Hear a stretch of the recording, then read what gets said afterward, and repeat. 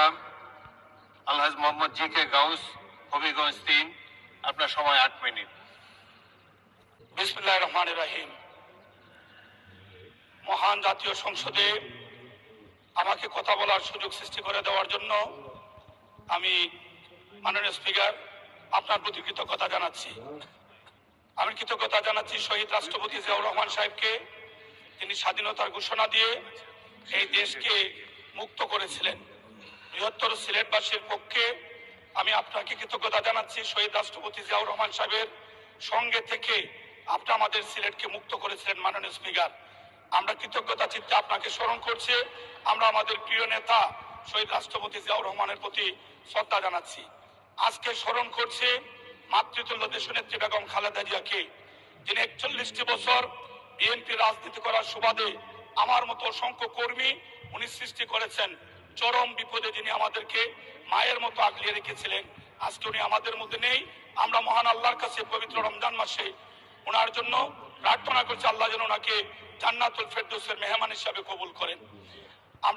আমি কৃতজ্ঞতা জানাচ্ছি আমাদের প্রিয় নেতা, দলের অভিভাবক, আমার অভিভাবক জনাব তারেক রহমান সাহেবকে, যিনি এই সংসদে সদস্য হিসাবে নির্বাচিত হওয়ার জন্য আমাকে মনোনয়ন দিয়েছিলেন।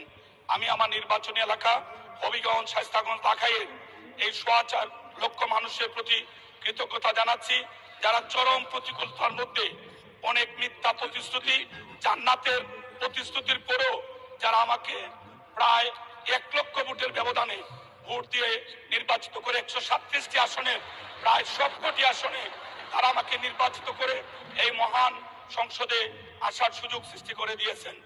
আমরা রাজনীতি করি, গণমানুষের কথা বলি। আজকে এই মহান সংসদে আমার জীবনের প্রথম বক্তব্য এই ১৫ই মার্চ। তার আগে আমি ৩ বার পৌরসভার মেয়র, ভিন্ন ভিন্ন পরিস্থিতিতে আমি নির্বাচিত হয়েছিলাম। সর্বশেষ একটি মিথ্যা মামলায় আমি সিলেট কারাগারে আটক ছিলাম।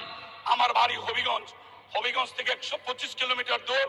সেই সিলেট কারাগারে বন্দি থেকে আমার নেত্রী মাতৃতুল্য বেগম খালেদা জিয়া সেই দিন আমাকে মনোনয়ন দিয়েছিলেন স্থানীয় সরকার নির্বাচনে। সেখানে আমার প্রতীক ছিল ধানের শীষ। ফ্যাসিস্ট আওয়ামী লীগের বিরুদ্ধে মানুষ বাইরে থেকে যেখানে নির্বাচন করার সাহস করতো না, সেইখানে আমার নেত্রী আমাকে মনোনয়ন দিয়ে বলেছিলেন, আমার দোয়া তোমার প্রতি থাকলো, ভোট করো। আমি সেই ভোট করে নৌকাকে ৩৫০০ ভোটে পরাজিত করে টানা ৩য়বার মেয়র নির্বাচিত হয়েছিলাম। ২০১৮ সালে আমাদের প্রিয় নেতা, আমার অভিভাবক জনাব তারেক রহমান সাহেব আমাকে প্রধানমন্ত্রী খালেদা জিয়ার নির্দেশে আমাকে মনোনয়ন দিয়েছিলেন। সেখানে আমি প্রায় ৭০,০০০ ভোট পেয়েছিলাম। কিন্তু দুঃখের বিষয় আজকে জানাতে চাই সংসদকে, এই নির্বাচন কি হয়েছিল সারা বাংলাদেশের মানুষ আপনারা জানেন। নির্বাচনের পরে এই ফ্যাসিস্ট সরকারের ইশারায় আমি নাকি ভোট কেন্দ্রে ভোট চুরি করেছি। সেই অপরাধে ৪টা কেন্দ্রে ভোট চুরির অপরাধে আমাকে ১৬ দিন ৪০ জন নেতা কর্মী নিয়ে কারাগারে থাকতে হয়েছে। ভিন্ন ভিন্ন পরিস্থিতিতে বারবার কারাগারে গিয়েছি, বিভিন্ন কঠিন পরিস্থিতির মুখোমুখি হয়েছি।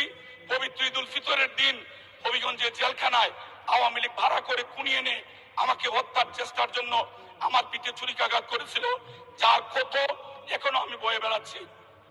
আজকে একটি সুযোগ সৃষ্টি হয়েছে মহান জাতীয় সংসদে এসে কথা বলার জন্য। আমি সেই জন্য মহান আল্লাহর শুকরিয়া আদায় করছি, আলহামদুলিল্লাহ। মাননীয় স্পিকার, আপনার মাধ্যমে আমি মাননীয় প্রধানমন্ত্রীর দৃষ্টি আকর্ষণ করছি, আমরা সিলেটের মানুষ প্রায় ১.৫ কোটি মানুষ আমরা সিলেটে বসবাস করি।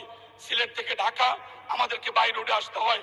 আমাদের প্রিয় নেতা, দলের চেয়ারম্যান, দেশের প্রধানমন্ত্রী নির্বাচন পরিচালনার সময় একটি ছোট্ট মাইক্রোবাসে করে সিলেট থেকে ঢাকা এসেছিলেন। রাস্তার কি কষ্ট উনি নিজে উপলব্ধি করেছেন। আমাদের মৌলভীবাজার এবং হবিগঞ্জে আমাদের প্লেনের কোনো ব্যবস্থা নেই, কোনো এয়ারপোর্ট নেই। সুনামগঞ্জে কি অবস্থা, আমরা বাই রোডে আসতে হয়। আমাদের আসতে ৬ ঘন্টা ৭ ঘন্টা রাস্তার মধ্যে থাকতে হয়। আমরা অনুরোধ করব এই 6 লেন হবো। আমরা প্রত্যাশা করি, আমরা আশা করি প্রথম সিলেট ডিভিশনের 19টি আসনের মধ্যে 18টি আসন ধানের শীষে আমরা নির্বাচন করেছি এবং ১০০% আসনে আমরা নির্বাচিত হয়েছি।